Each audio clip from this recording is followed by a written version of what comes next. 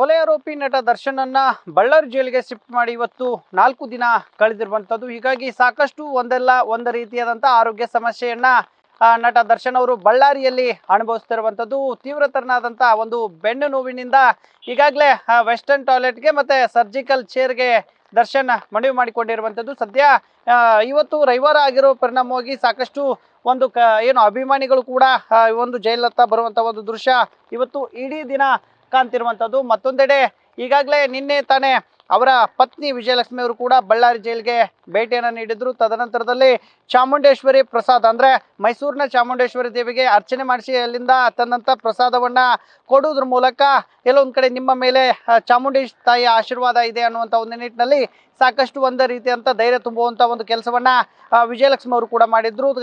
ನಿರಂತರ 35 ನಿಮಿಷಗಳ ಕಾಲ ಚರ್ಚೆಯಲ್ಲಿ ಸಾಕಷ್ಟು ಅಂದ್ರೆ ಇನ್ನೇನು ಕೆಲವೇ 2-3 ದಿನಗಳಲ್ಲಿ ದರ್ಶನ್ ಅವರು ಬೇಲ್ಗೂ ಕೂಡ ಅಪ್ಲೈ ಮಾಡ್ತಿರುವಂಥದ್ದು. ಅಂದ್ರೆ ಈಗಾಗಲೇ ಚಾರ್ಜ್ ಶೀಟ್ ಕೂಡ ಪೊಲೀಸರು ಸಲ್ಲಿಸಿರುವಂಥದ್ದು. ಹಾಗಾಗಿ ಚಾರ್ಜ್ ಶೀಟ್ ಸಲ್ಲಿಕೆ ಬಳಿಕ ದರ್ಶನ್ ಬೇಲ್ಗೆ ಅಪ್ಲೈ ಮಾಡ್ತಾರೆ ಅನ್ನುವಂಥ ಒಂದು ಮಾಹಿತಿ ಇರುವಂಥದ್ದು. ಈ ನಿಟ್ಟಿನಲ್ಲಿ ಅವರ ಕಾನೂನು ತಜ್ಞರು ಕೂಡ ಕೆಲವೊಂದಿಷ್ಟು ಸಲಹೆಗಳನ್ನ ದರ್ಶನ್ ಅವರ ಕಡೆಯಿಂದ ಪಡೆದುಕೊಂಡಿರುವಂಥದ್ದು. ಒಂದ್ ಕಡೆ ಬಳ್ಳಾರಿ ಜೈಲ್ ಅಂದ್ರೆ ಇದು ಪುರಾತನ ಜೈಲಾಗಿರುವಂಥದ್ದು. ಹಾಗಾಗಿ ಸಾಕಷ್ಟು ಒಂದು ರೀತಿಯಾದಂಥ ಫೆಸಿಲಿಟಿಗಳು ಇಲ್ಲಿ ಸಿಗೋದಿಲ್ಲ.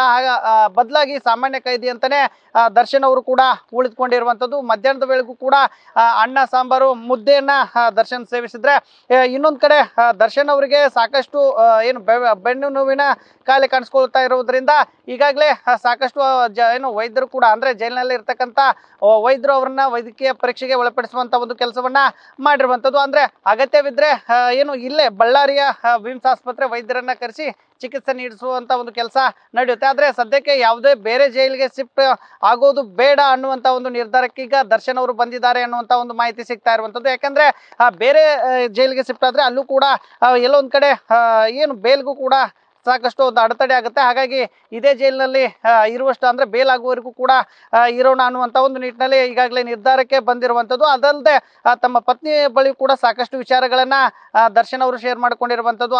ಅಂದ್ರೆ ಈ ಒಂದು ಘಟನೆಯ ಹಿನ್ನೆಲೆ ಮತ್ತೆ ಬಳ್ಳಾರಿಗೆ ಶಿಫ್ಟ್ ಆದ ನಂತರ ಯಾವೆಲ್ಲ ತರನಾದಂತ ಒಂದು ತೊಂದರೆ ಅನುಭವಿಸ್ತಾ ಇದ್ದಾರೆ, ಮತ್ತೆ ಅವರ ತೂಕದಲ್ಲೂ ಕೂಡ ವ್ಯತ್ಯಾಸ ಕಾಣ್ತಾ ಇದೆ ಅನ್ನುವಂಥ ಒಂದು ಮಾಹಿತಿ ಕೂಡ ಸಿಗ್ತಾ ಇರುವಂಥದ್ದು. ಆದ್ರೆ ಇದ್ರ ಬಗ್ಗೆ ಈವರೆಗೂ ಕೂಡ ಜೈಲಿನ ಅಧಿಕಾರಿಗಳಿಂದ ತೂಕ ಕಡಿಮೆ ಆಗ್ತಿರೋ ಬಗ್ಗೆ ನಿಖರವಾದ ಏನು ಮಾಹಿತಿ ಸಿಗ್ತಾ ಇಲ್ಲ. ಒಟ್ಟಾರೆಯಾಗಿ ಕಳೆದ 4 ದಿನಗಳಿಂದಲೂ ಕೂಡ ಬಳ್ಳಾರಿಯ ಜೈಲಿನಲ್ಲಿ ನಟ ದರ್ಶನ್ ಅವರು ಇರುವಂತದ್ದು ಸಾಮಾನ್ಯ ಕೈದಿ ಅಂತಾನೆ ಈಗಾಗಲೇ ಇರುವಂತದ್ದು.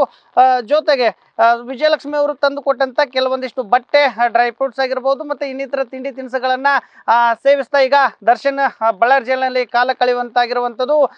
ಏನು ಬಳ್ಳಾರಿಯ ಕನಕದುರ್ಗಮ್ಮ ದೇಗುಲದಲ್ಲೂ ಕೂಡ ಅವರ ಅಭಿಮಾನಿಗಳು ಕೂಡ ಪೂಜೆ ಸಲ್ಲಿಸುವುದರ ಮೂಲಕ ದರ್ಶನ್ ಬೇಗ ಬಿಡುಗಡೆಯಾಗಿ ಹೊರ ಬರಬೇಕನ್ನುವಂಥ ಒಂದು ನಿಟ್ಟಿನಲ್ಲಿ ಸಾಕಷ್ಟು ಅಭಿಮಾನಿಗಳು ಪ್ರಾರ್ಥನೆಯನ್ನ ಮಾಡ್ತಾ ಇದ್ರೆ, ಈತ ದರ್ಶನ್ ಕೂಡ ಈಗ ಬಳ್ಳಾರಿ ಜೈಲಿನಲ್ಲಿ ಒಂಟಿಯಾಗಿ ಏನು ಹೈ ಸೆಕ್ಯೂರಿಟಿ ಸೆಲ್ನಲ್ಲಿ ಕಾಲ ಕಳೀತಾ ಇದ್ದಾರೆ ಅಂತಾನೆ ಹೇಳ್ಬೋದು. ಕ್ಯಾಮ್ರಾಮನ್ ಕಾರ್ತಿಕ್ ಜೊತೆಗೆ ಶಿವಾನಂದ್ ಮದಿಹಳ್ಳಿ, ನ್ಯೂಸ್ ಫಸ್ಟ್ ಕನ್ನಡ, ಬಳ್ಳಾರಿ.